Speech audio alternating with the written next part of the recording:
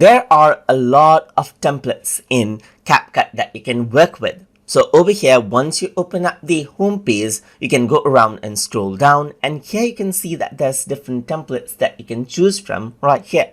So in order to use them, what you can simply do is click on them right here and see a preview of that, and then click on use template. And once you do that, what happens is that the template loads up, and all you need to do is go around and replace out the content right here.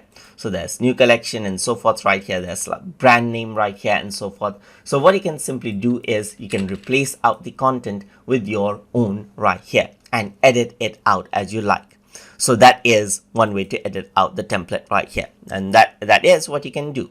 You can also go around and change around all of the placeholders right here. There's like replace that's shown up right there, as you can see.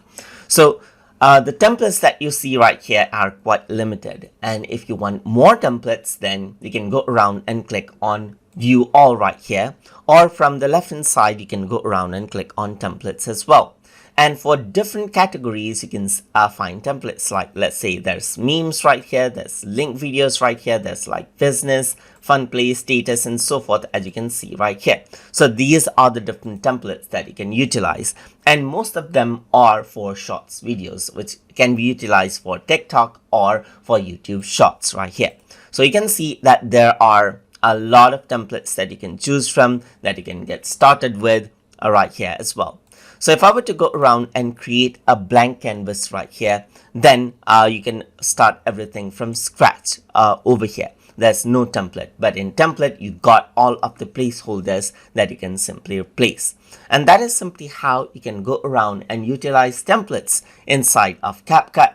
So I hope you guys learned something as always. And as always, please like, comment, share, and subscribe.